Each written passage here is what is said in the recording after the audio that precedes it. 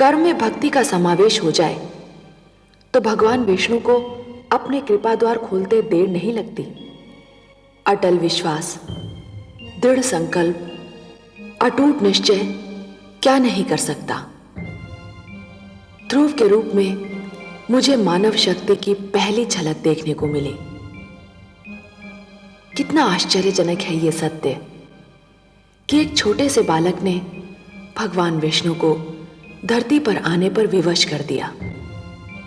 मुझे अनुमान हुआ कि मानव चाहे तो क्या नहीं कर सकता, परंतु क्या भगवान का धरती पर आ जाना ही पर्याप्त है, या उनके धरती पर आने से जो प्रकाश फैलता है उसे अपने मन में समेट लेना भी आवश्यक है। लगता है कि ध्रुव को इतने पर भी संतोष नहीं है। उसे उसका घर, उसका स्थान मिल गया। वो कुछ और भी चाहता है।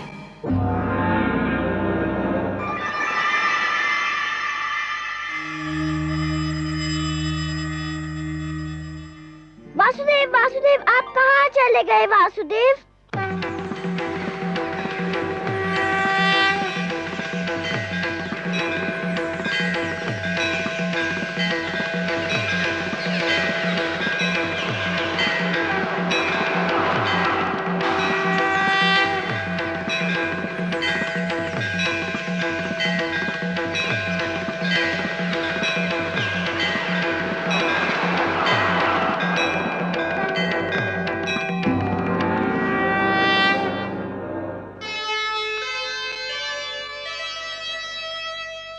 नन्हा सा ध्रुव हो गया, ऐसा भक्त महान, शक्ति दिखाई भक्ति ने, प्रगट हुए भगवान।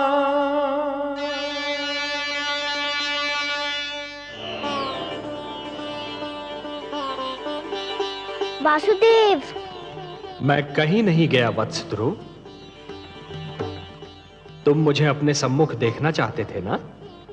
तो लो, देखो, मैं तुम्हारे नेत्रों के सामने उपस्थित हूं। तुम विजयी हुए पुत्र।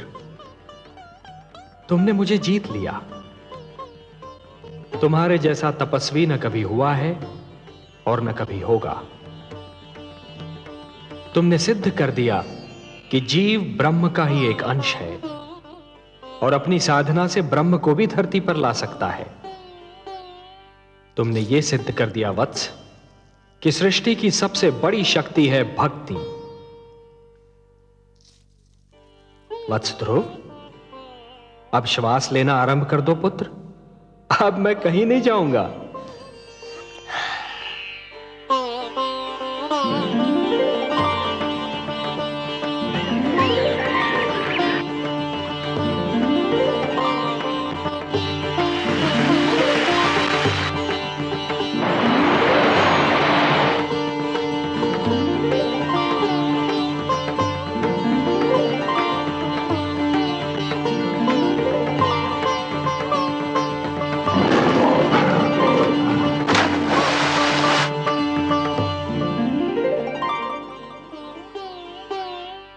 तुम मुझसे मिलना चाहते थे, मैंने तुम्हारी इच्छा पूर्ण कर दी। अब अपने माता पिता के पास लौट जाओ। नहीं भगवान, नहीं, अभी मैं नहीं जाऊंगा। क्यों वत्स? भी तो मुझे आपसे बहुत सी बातें करनी है, बहुत से प्रश्न पूछने हैं। प्रश्न? मुझसे? भला ऐसे कौन से प्रश्न हैं तुम्हारे मन में? मुझे बताइए प्रभु कि मेरी छोटी माता मुझे अपना पुत्र क्यों नहीं मानती? उन्होंने मेरी माताश्री को दासी क्यों कहा? उन्होंने मुझे मेरे पिताश्री की गोद से क्यों उतारा? मेरे पिताश्री ने छोटी माता को रोका क्यों नहीं? बताइए भगवान। अरे अरे अरे अरे अरे, इतने सारे प्रश्न एक साथ? अच्छा ये बताओ कि सबसे पहले तुम किस प्रश्न का उत्तर चाहते हो? मुझे मेरे पिताश्री की गोद से क्यों उतारा गया? अच्छा, तो इस प्रश्न ने तुम्हें सबसे अधिक व्याकुल किया है? हाँ भगवान। मेरे निकट आओ।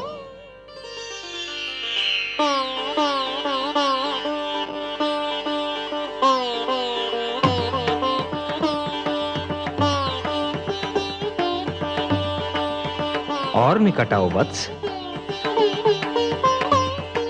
आओ वत्स।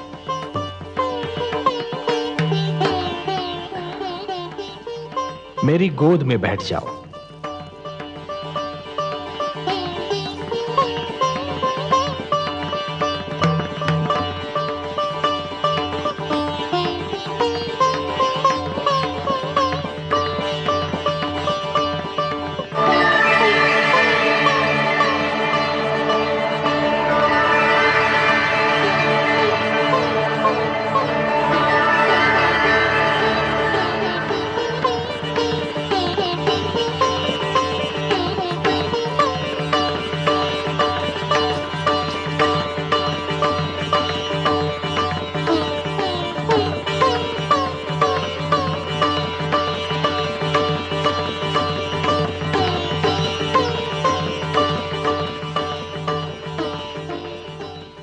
वत्स, अब और प्रश्न पूछने हैं मुझसे?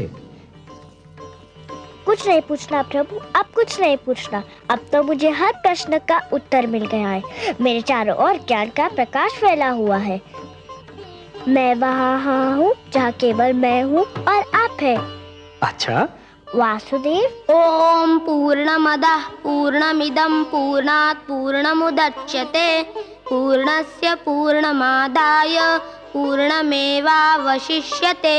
अब ना कोई कामना है ना कोई इच्छा।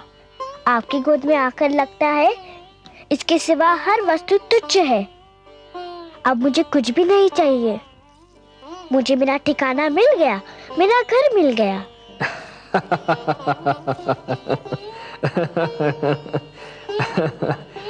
नहीं वत्स, मेरी गोद तुम्हारा ठिकाना नहीं, तुम्हारा घर नहीं।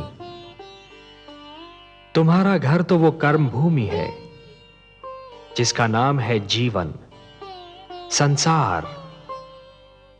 भक्ति से तुमने मेरा मन जीत लिया, अब कर्म के माध्यम से तुम्हें परिवार का मन जीतना है। अपने परिवार की सेवा करके एक पुत्र धर्म को निभाना है। अपनी प्रजा को न्याय पर आधारित शासन देना है तुम्हें, कि फिर किसी बालक को अपने पिता की गोद से उतारा न जाए, मेरी खोज में यूं भटकना न पड़े। वत्स, जब तुम ये समस्त धर्म निभा लोगे ना, तो तुम्हें वो स्थान प्राप्त होगा जो संसार के रहते तुम्हारा नाम जीवित रखेगा। मैं तुम्हें वरदान देता हूं वत्स, कि मानव धर्म का निष्ठापूर्वक पालन करने के उपरांत तुम्हें नक्षत्र लोक में वो स्थान प्राप्त होगा जो तुम्हारे ही नाम से जाना जाएगा। इस धरती के वासी उसे ध्रुव लोक कहकर पुकारेंगे, जहां तुम सदा जगमगाते रहोगे। यही तुम्हारे कर्म का फल होगा वत्स। वासुदेव, मुझे बताइए कि कर्म क्या है? कर्म पूजा है वत्स, कर्म यज्ञ है, कर्म जीवन है, जीवन का आदर्श है। और जीवन क्या है देव?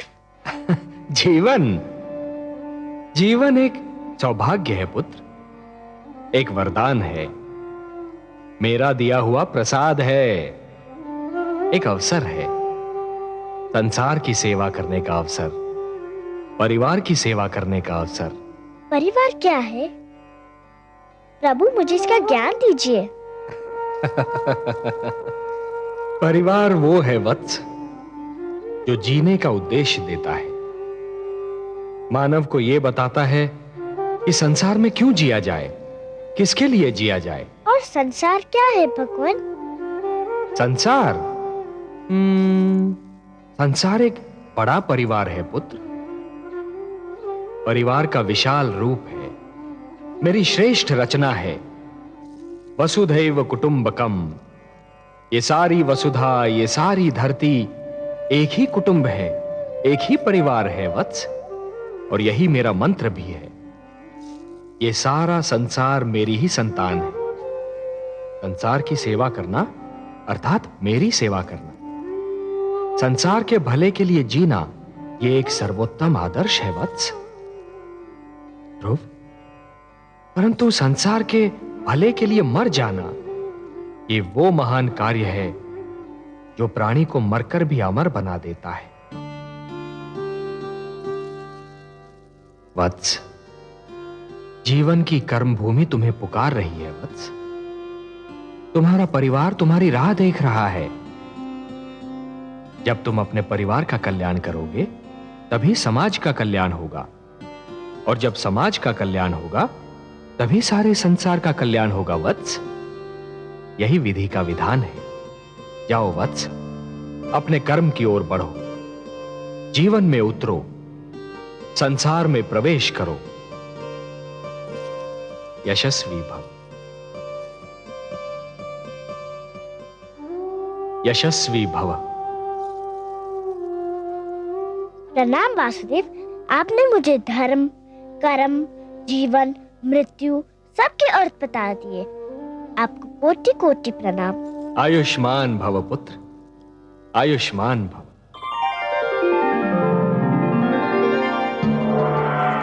इन्हें तो तुम पहचानते ही हो पुत्र। इनसे तुम कई बार मिल चुके हो। ये विष्णु प्रिया हैं, तुम्हारी माता लक्ष्मी। चाहिए माता, हम आपसे नहीं बोलते। क्यों पुत्र? आप चाहती तो मुझे बहुत पहले भगवान विष्णु की गोद में बिठा देती तो आपका क्या बिगड़ जाता? मेरा कुछ नहीं बिगड़ता पुत्र, पर मैं माता हूं और तुम मेरे पुत्र। हर माता यही चाहती है कि उसका पुत्र महान बने।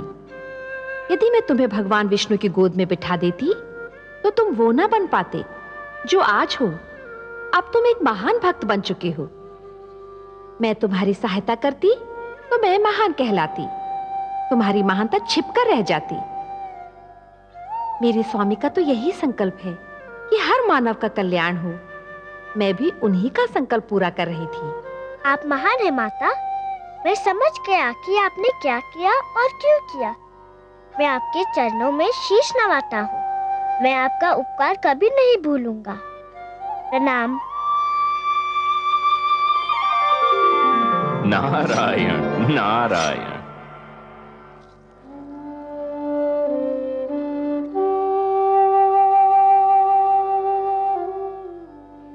गुरुदेव देखिए देखिए क्या चमत्कार हो गया।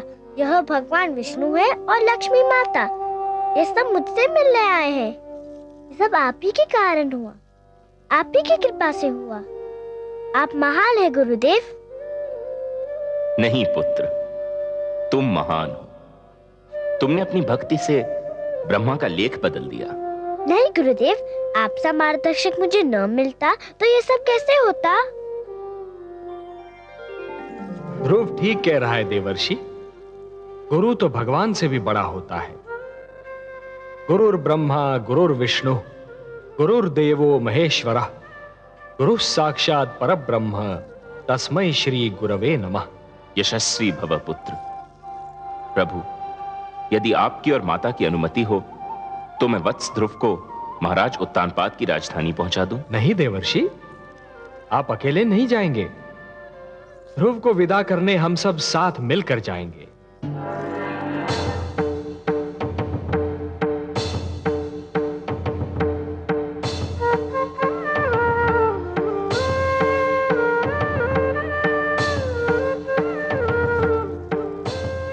आइए माते।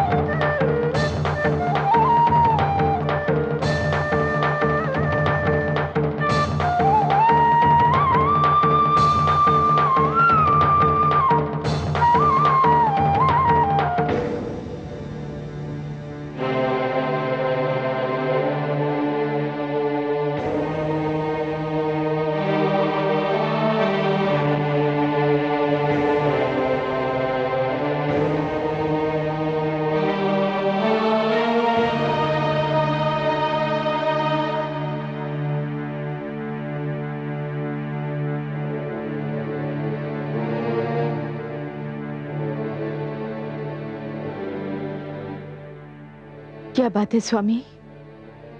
आप यहाँ एकांत में क्या कर रहे हैं?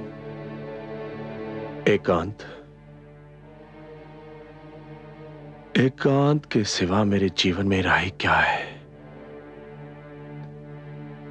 महारानी सुनीति, लोग तो कहते हैं कि एकांत में मन को शांति मिलती है, पर यह एकांत बड़ा निष्ठुर है। मेरा एकांत अपने साथ पुत्र ध्रुव की मधुर स्मृतियों की भीड़ लाता है। इस एकांत का मौन बड़ा ही निर्दयी है।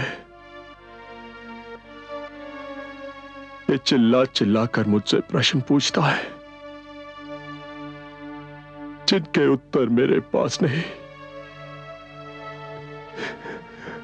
ये पूछता है कि पुत्र ध्रुव क्यों चला गया, कहां चला गया।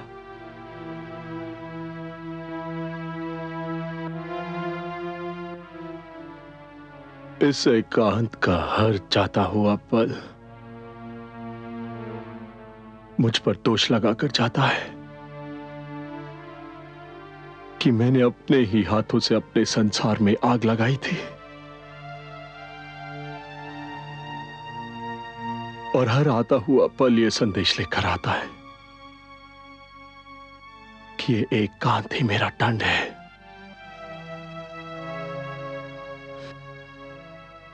पुत्र ध्रुव के बिना मेरा जीवन अभिशाप बन गया है, और यह अभिशाप मुझे जीवन भर भोगना है, जीवन भर भोगना है।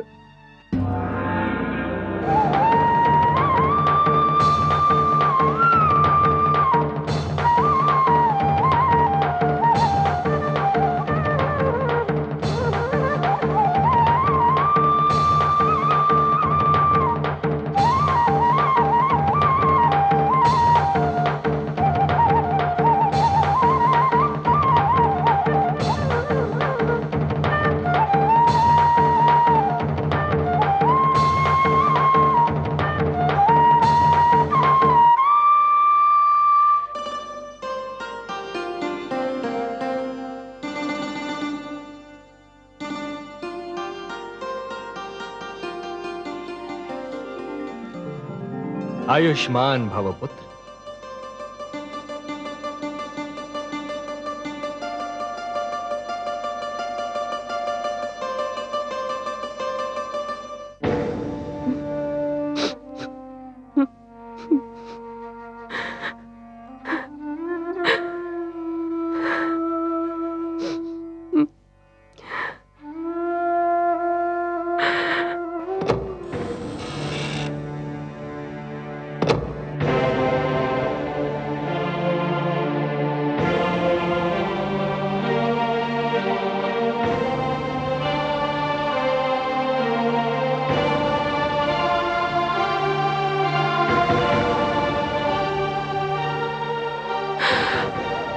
प्रणाम माते। ध्रुव तुम? हाँ, मैं आपको धन्यवाद देने आया हूँ। धन्यवाद? मुझे? मैंने ऐसा कौन सा शुभ कार्य किया है कि तुम मुझे धन्यवाद देने आए हो? आपने जो मुझ पर उपकार किया। उपकार नहीं किया पुत्र, मैंने तुम पर अत्याचार किया है। अत्याचार किया है मैंने तुम पर। नहीं माते, आपने तो मुझ पर इतना बड़ा उपकार किया है कि मैं 100 जन्म आपकी सेवा करूं तब भी उसे चुका न पाऊंगा। मत कहो मुझे माते, मत कहो। मैं इस पवित्र शब्द के योग्य नहीं हूँ। माता वो होती है जो अपने आंचल से संतान को सुख की छांव देती है, जिसका मन प्यार का भंडार होता है। मैंने तो तुमसे केवल घृणा की है, तुम्हें केवल दुख दिया है। मैं घृणा की पात्र हूँ, घृणा की पात्र हूँ। महारानी सुनीति से मुझे ईर्ष्या थी, उसका बदला मैंने तुमसे लिया पुत्र। मैंने ही तुम्हें महाराज की गोद से उतारा, मैंने ही तुम्हें वन में भटकने पर विवश कर दिया। मैंने एक नन्हे से बालक को यातना झेलने पर विवश कर दिया। मैं माता नहीं, कुमाता हूँ। कुमाता हूँ। पुत्र कुपुत्र हो सकता है, पर माता कुमाता हो ही नहीं सकती। वो तो देवी के समान होती है, पवित्र और पूजा के योग्य। आप भी मेरे लिए पूजा के योग्य है। भूल गए आप? आपने ने तो मुझे भगवान विष्णु का नाम बताया था। आपने तो कहा था कि मैं भगवान विष्णु को पाने के लिए तपस्या करूं। सच पूछे तो आप ही के कारण मुझे भगवान विष्णु के दर्शन हुए। हे भगवान, जिस बालक के प्रति मैंने इतने अन्याय किए, वही आज मुझे अपनी महानता का कारण समझ रहा है। तुम महान हो पुत्र, तुम महान हो। क्या कर रही हैं माते? मुझे अपने चरण छू लेने दो पुत्र। कदाचित मेरे पापों का बोझ कुछ कम हो जाए। जिस दिन माता को पुत्र के चरण छूने पड़े, उसी दिन का नाम महाप्रलय होगा। मुझे अपने गले लगा लीजिए माते, मैं धन्य हो जाऊंगा। पुत्र, मेरा पुत्र ध्रुव।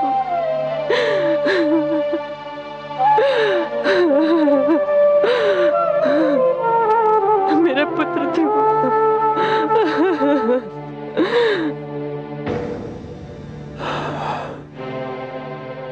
ये सब भाग्य का खेल है स्वामी। नहीं, ये कहकर मैं स्वयं को धोखा नहीं दे सकता।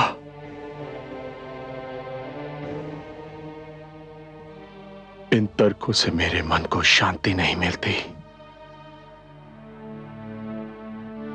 यदि आज मैं पुत्र ध्रुव का मुख देखने को तरस रहा हूं, तो ये भाग्य का खेल नहीं, मेरे कर्मों का दुष्परिणाम है। जो कुछ भी हुआ, मेरे ही तो कारण हुआ। मुझे तो लज्जा आती है अपने आप से, अपने इस जीवन से। ऐसा मत कहिए स्वामी, ऐसा मत कहिए। माना आज हमारा जीवन अंधियारी रात्रि है,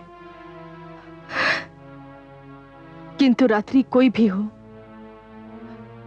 किसी ना किसी ढंग से अवश्य ढल जाती है। कब ढलेगी ये रात्रि? कब होगी भोर? क्या सवेरा तब होगा जब नेत्रों की ज्योति मर चुकी होगी,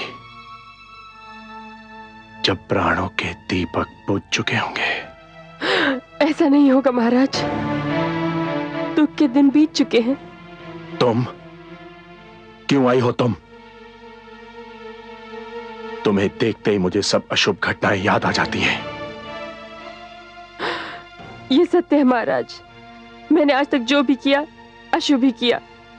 मैंने कभी आपको कोई शुभ समाचार नहीं दिया, किंतु आज मैं आपको शुभ समाचार सुनाने आई हूं महाराज। तुम और शुभ समाचार? बबूल के वृक्ष पर आम नहीं फलते सुरुचि। महाराज, भगवान विष्णु चाहे तो क्या नहीं हो सकता। ये देखिए। प्रणाम माते, प्रणाम पिताश्री। ध्रुव, मेरे लाल।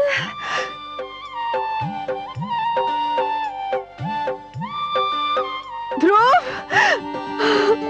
ध्रुव, ध्रुव, कहाँ चला गया था तू? कहाँ चला गया था? ध्रुव, ध्रुव मेरे पुत्र। आपका लाल महान बन चुका है महारानी। इसे भगवान विष्णु स्वयं दर्शन दे चुके हैं। मेरे छोटे से भगवान, मुझे क्षमा कर दो। किंतु आपको भी किसी को क्षमा कर देना होगा। किसको क्षमा करना होगा? इन्हें, मेरी छोटी माता को। इसे? हाँ, इन्हें। ये न होती तो मुझे भगवान विष्णु के दर्शन कैसे होते? इन्हीं के कारण तो मैं भगवान विष्णु की खोज में निकला था। आओ माते।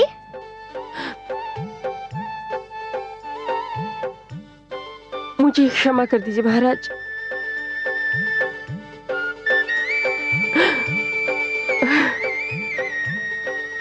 क्या कर रही हो?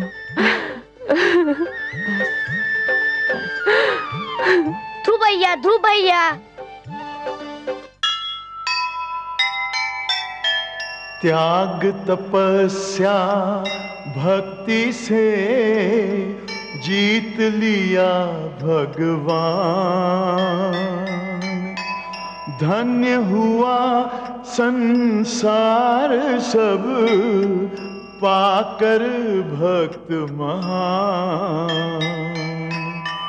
ऐसा था निश्चय अटल, ऐसा था विश्वास। ध्रुव ऐसा तारा बना, चमक उठा आकाश, चमक उठा आकाश।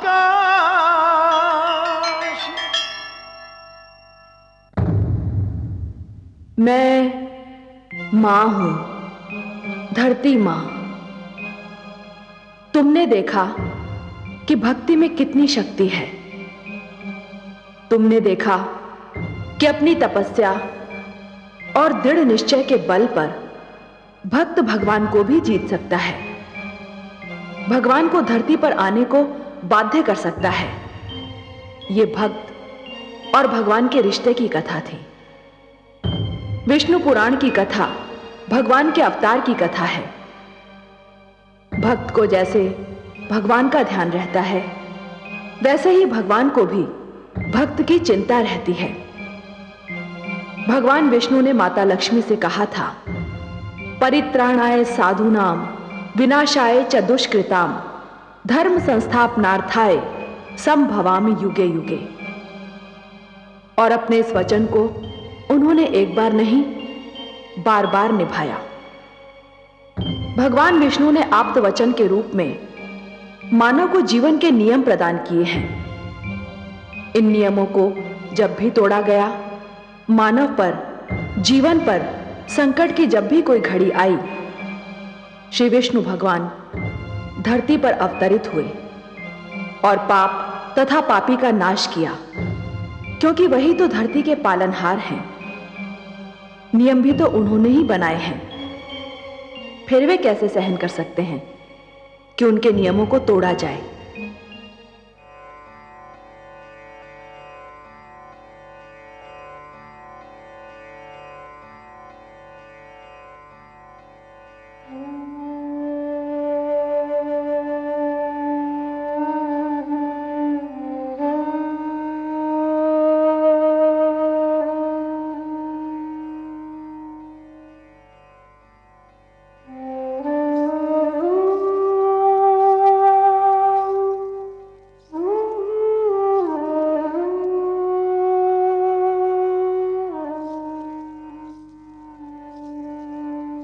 महादेवी, मैं तो समझ रहा था कि आपकी सारी चिंताओं का अब अंत हो चुका होगा।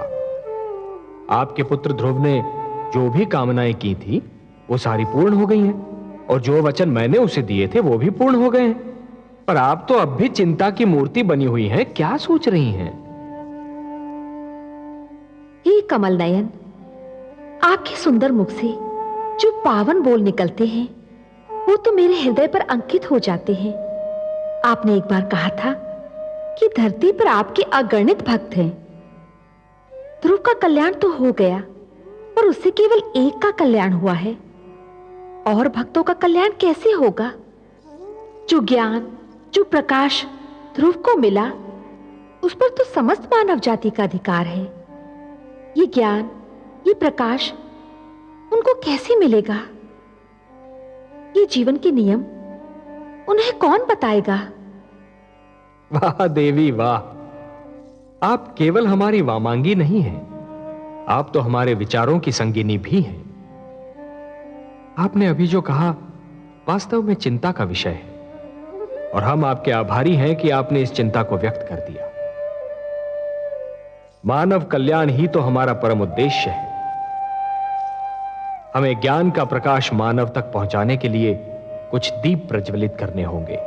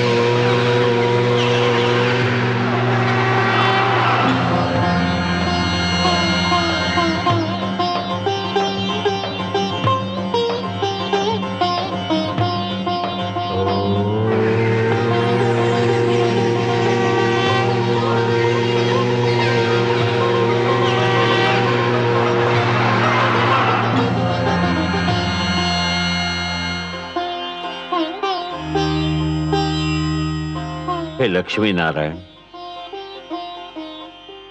मेरे लिए क्या आदेश है? आज आपकी सभा में कुछ नवीन, अति सुंदर और महातेजस्वी पात्र दिखाई दे रहे हैं प्रभु, जिनके आज से पहले कभी दर्शन नहीं हुए। हे ब्रह्मा, ये आप्त वचन है, मेरी वाणी है। ये सारे ज्ञान के स्वरूप हैं।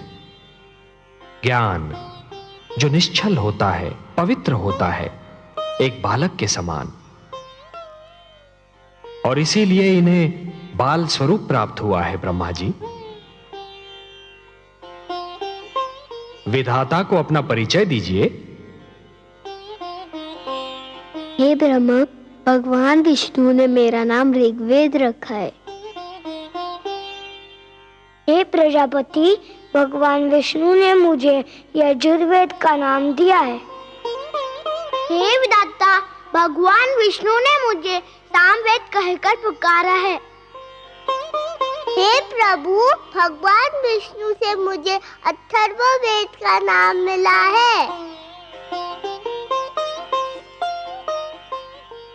हे त्रिलोकीनाथ, परिचय तो मिल गया, परंतु मेरे लिए इनकी रचना का उद्देश्य अब भी एक भेद बना हुआ है। कौन सी आवश्यकता इनकी रचना का कारण बन गई सर्वेश्वर? हे चतुरानन, जिस सृष्टि का निर्माण आपने किया है, उसे चलाने का कार्यभार तो हम ही को मिला है ना? वो तो आप बहुत सुंदर ढंग से चला रहे हैं। आदि प्रजापति, हाँ, किंतु शिशु जब अपने पांव पर खड़ा होना और चलना सीख रहा होता है, तो हर पग पर उसके पांव डगमगाते हैं। उसे गिरने का भय होता है, तब उसे किसी उंगली या हाथ के संबल की आवश्यकता होती है। मानव जीवन भी अभी बस अपने पांव पर खड़ा होना और चलना सीख ही रहा है। ब्रह्मा जी, उसे भी किसी संबल की आवश्यकता है, ज्ञान की आवश्यकता है, प्रकाश की आवश्यकता है। और ये मेरे वेद, मेरी वाणी, मेरे आप्त वचन मानव की इसी आवश्यकता की पूर्ति करेंगे। आपकी जितनी भी प्रशंसा की जाए कम है। हे परम श्रेष्ठ, इतनी सुंदर कृतियां बनाई हैं आपने, इनके मुख से तो तेज की किरणें फूट रही है। हे विधाता, आपको तो ज्ञात ही है कि मानव मुझे कितना प्रिय है। मैं तो स्वयं मानव में अपनी छाया देखता हूं। मैं उसे वो ज्ञान देना चाहता हूं जो किसी और प्राणी के पास ना हो। मैं उसे वो विवेक देना चाहता हूं जो उसे श्रेष्ठता दे, समृद्धि दे। ये वेद मैंने मानव कल्याण के लिए रचे हैं। इसीलिए तो जगत आपको मंगलकारक कहता है। हे विश्वेश्वर, आपको सदैव मानव कल्याण का ध्यान रहता है। हे ब्रह्मा, मेरा मानव पर और मानव का मुझ पर अधिकार है। ये ऋग्वेद है। ऋग्वेद का संदेश है मनुर्भव, मनुष्य बनो। मनुष्य इसका निर्देश है। ऋग्वेद ईश्वर और मानव के संबंध की परिभाषा है। यह मानव को प्रार्थना के मंत्र सिखाएगा। ब्रह्मा जी, आप तो स्वयं दयामय हैं प्रभु, प्रार्थना और पूजा की आवश्यकताओं से परे। हे सर्वशक्तिमान, प्रार्थना का आपके लिए क्या महत्व है? हे ब्रह्मा, प्रार्थना का महत्व मेरे लिए नहीं है। प्रार्थना का महत्व तो मानव के लिए है, क्योंकि प्रार्थना झुकना सिखाती है। जिस प्रकार वृक्ष की डाली फलों से लद जाने पर झुक जाती है, उसी प्रकार जब मनुष्य को ज्ञान और समृद्धि मिले तो उसे झुक जाना चाहिए। जो सिर झुकता नहीं, उस सिर में अहंकार अपना डेरा डाल देता है। ऋग्वेद मानव को अहंकार से बचाएगा। ऋग्वेद मानव को यह सिखाएगा कि सिर किसके आगे झुकाना चाहिए और कैसे झुकाना चाहिए। आप सच्चिदानंद हैं, सत हैं, चैतन्य हैं, चित हैं और आनंद स्वरूप हैं। आपके विचार भी आप ही की भांति आनंददायक हैं नीलकांत। मुझे शेष वेदों की महानता से भी अवगत कराने की कृपा करे प्रभु। ये यजुर्वेद ये मानव को यह बताएगा कि मैं यज्ञ में निवास करता हूं। हे सृष्टि रचयिता, जीवन का दूसरा नाम है कर्म। जब कोई कर्म दूसरों की भलाई के लिए किया जाता है तो उसे यज्ञ कहते हैं। यज्ञ परोपकार का दूसरा नाम है और परोपकार दूसरों की भलाई करने का सर्वोत्तम गुण है। हे ब्रह्मा, जैसे एक रस्सी के बिना जल से भरा हुआ डोल कुएं से बाहर नहीं आ सकता, वैसे ही यज्ञ के बिना मानव जीवन भी अज्ञान के अंधकार से ज्ञान के उजाले में नहीं आ सकता। और यही संदेश देगा मानव को ये यजुर्वेद। मुझे सामवेद का ज्ञान भी दीजिए प्रभु। सामवेद? हे ब्रह्मा, आपकी सृष्टि के कण कण में संगीत बसा है। संगीत जो मन को मुग्ध कर देता है। संगीत कोयल की कूक में भी है और पपीहे की पुकार में भी, नदी की लहरों में भी है और झरने के बहाव में भी। आत्मा को परमात्मा की झलक मिलते ही मन में राग अनुराग का जो सोता फूट पड़ता है, उसी का मधुर संगीत है ये सामवेद। संगीत ज्ञान का भंडार है ये सामवेद। और यह अथर्ववेद। हे आदि प्रजापति, आप तो जानते हैं कि धरती पर सूर्य अपने संग एक नवीन दिन के साथ साथ एक नवीन समस्या, एक नवीन कठिनाई भी लाता है। और मानव जीवन की प्रगति के लिए यह आवश्यक भी है कि वो समस्याओं को सुलझाता रहे, कठिनाइयों से लड़ता रहे। यह अथर्ववेद मानव को धरती पर पैर जमाने का पाठ पढ़ाएगा, उसके मन और शरीर को आपत्तियों विपदाओं से बचना सिखाएगा और समस्याओं को सुलझाने का मार्ग दिखाएगा। हे सर्वेश्वर, ये वेद पाकर तो मानव धन्य हो जाएगा, वो श्रेष्ठ हो जाएगा। आप धन्य हैं प्रभु, धन्य हैं। अपने आप्त वचन के रूप में संसार को यह अनुपम भेंट दे रहे हैं। हे ब्रह्मा, यदि मानव ने इन वेदों की रक्षा की तो ये वेद भी मानव की रक्षा करेंगे। धर्मो रक्षति रक्षिता। मैं चाहता हूं कि मेरी वाणी को सुरक्षित रूप से आप मानव जाति तक पहुंचा दें। यह कार्य तो आप ही कर सकते हैं ब्रह्मा जी। मैं आपके आदेश का सहर्ष पालन करूंगा सर्वेश्वर। हे ज्ञानकोश, आओ मेरे साथ।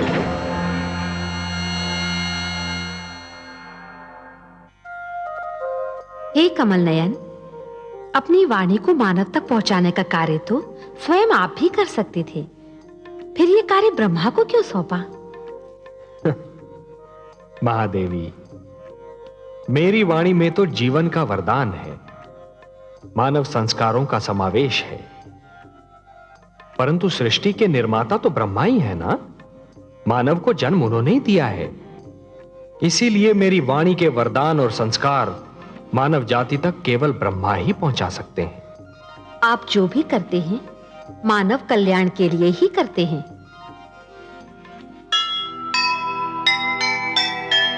जग है रचना विष्णु की, वे ही हैं करता।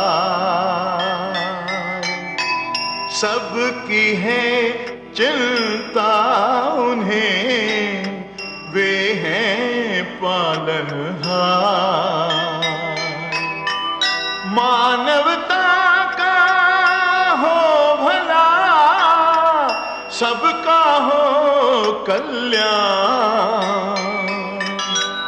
इसीलिए संसार को दिया वेद का ज्ञान।